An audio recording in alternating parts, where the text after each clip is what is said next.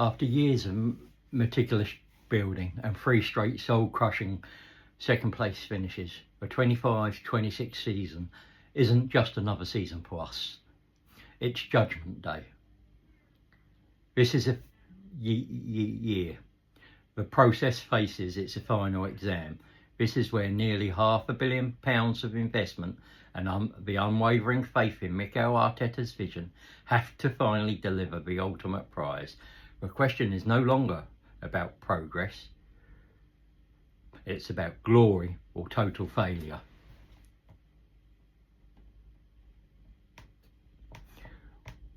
Will this massive, decisive squad overhaul finally bring home the silverware the Emirates is starving for, or are we about to watch the most spectacular collapse in recent Premier League history? The margins have never been this tight, the stakes have never been higher. Good day to you all, and welcome to Gunner Richie 1971.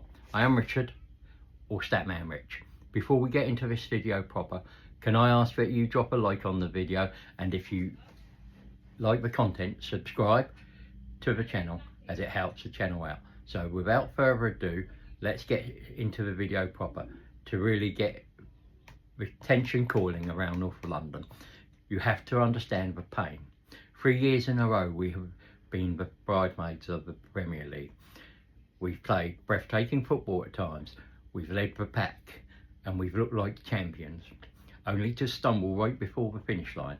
Becomes a recurring nightmare of what ifs and so close.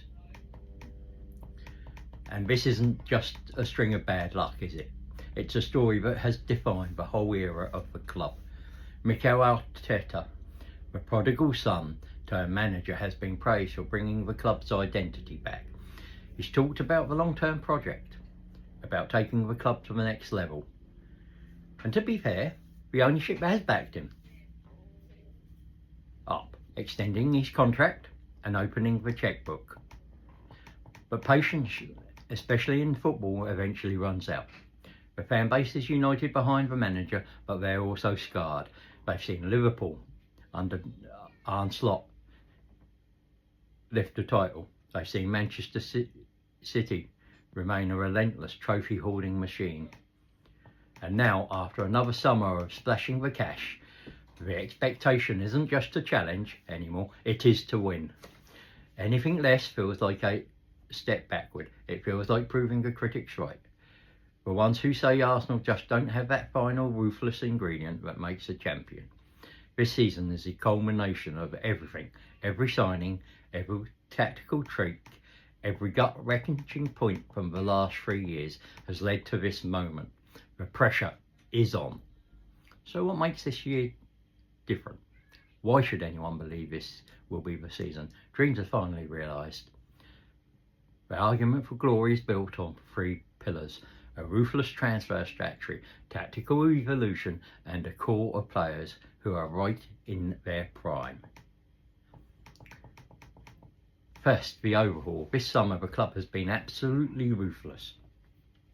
They've been decisive, moving on from players who were part of the journey, but not the final destination. Long-serving players like Kieran Tierney have gone back to Celtic, while squad players like Nuno Tavares and Marquinhos have been sold. Midfielders Jorginho and Thomas Partey are also heading for the exit, freeing up huge wages and making space for a new engine room. And the recruitment? It's been aggressive and laser focused. The hunt for a world-class striker has been the worst kept secret in football, with RB Leipzig's Benjamin Sesko pinned as a top target to add the clinical edge that was missing last season. The thought of a proven goal scorer, someone who can turn those agonising draws into 1-0 wins, is a genuine game changer. You can easily see a guy like Benjamin Sesko banging in 15 to 20 league goals. And it doesn't stop there. The club is reinforcing from a position of strength. Talks of advance for proven Premier League quality like Brentford's captain Christian Norgard and Nes Real Sociedad's midfield maestro Martin Zubimendi, whose deal is reportedly all but done. Adding the strong links to a dynamic attacker like Crystal Palace's Eberechi Eze or Real Madrid's Rodrigo, players who offers something different. Direct running, creativity from the middle or the flanks, and you see a clear plan. And let's not forget the shrewd move to bring in Kepa Arrizabalaga from Chelsea for just $5 million to provide experienced competition for David Raya. This isn't just spending for the sake of it. It's smart, decisive squad building. Second, there's the tactical maturity. Arteta's system isn't a work in progress anymore. It's a well-oiled machine that just keeps evolving. We're seeing Declan Rice now, a senior figure, being pushed further forward, using his physical presence in the final third. The defensive partnership of William Saliba and Gabriel Magalhaes is already one of the best in the league. With these new signings, they'll have even more ways to win. Imagine us hitting a team on the break with Eze's speed or Rodrigo's style, or you just finish you off in the box with Sesko's power. That flexibility could be the difference maker. Finally, the core group is ready. Bukayo Saka, Gabriel Martinelli and Martin Odegaard aren't promising kids anymore. They are world-class talents who've been through the fire of a title race. They're battle hardened. Saka is tipped for another huge season, and Martinelli is always a threat. This core is hitting its peak, and they are hungry. The pieces are all there. This is the strongest, deepest, and most tactically intelligent Arsenal squad in nearly 2 decades. The path to glory is right there in front of them. But let's get real. For every argument for glory, there's that little voice of doubt in the back of our heads, isn't there? The very things that create all this optimism could, under the wrong circumstances, be the seeds of a spectacular collapse. The line between triumph and disaster is razor thin. The biggest threat is the immense suffocating pressure after finishing second 3 years running that nearly men tag is a heavy weight to carry.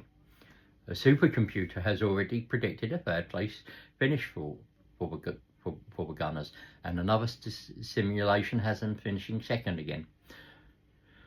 Whilst there's just simulations, they show just how tight it is at the top. If Arsenal get off to a slow start, and their opening fixtures could be brutal games against Manchester United, Liverpool and Manchester City, that pressure could become unbearable. Every drop point will be magnified. Can this team handle being the ones everyone expects to win? Then you have the risks inside the squad itself. The transfer business looks great on paper, but it's not guaranteed. What if a new big money striker doesn't hit the ground running? The Premier League is a graveyard for top forwards from other leagues who couldn't adapt. Some even predict us to fail a top striker at all, which could be a major blow.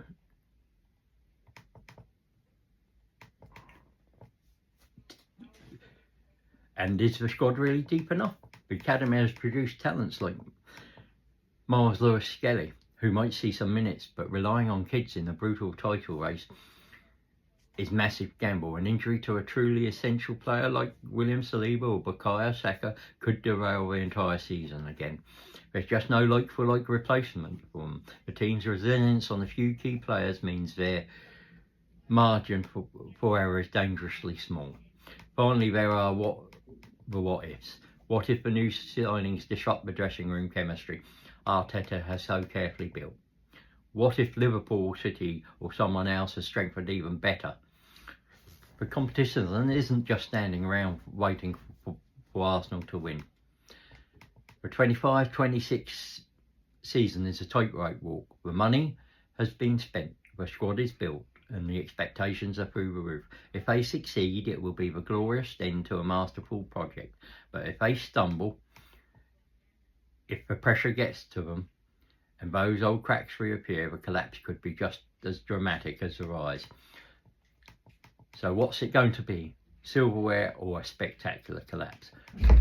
When you weigh all the evidence up, the scales seem to tip just slightly towards glory. The pain of the last 3 seasons has forged a new level of resolve in this team. The transfer strategy has been ruthless and smart, directly addressing the squad's biggest weakness. The core of the team is in its prime, and under Arteta they have an identity that can go toe-to-toe with anyone.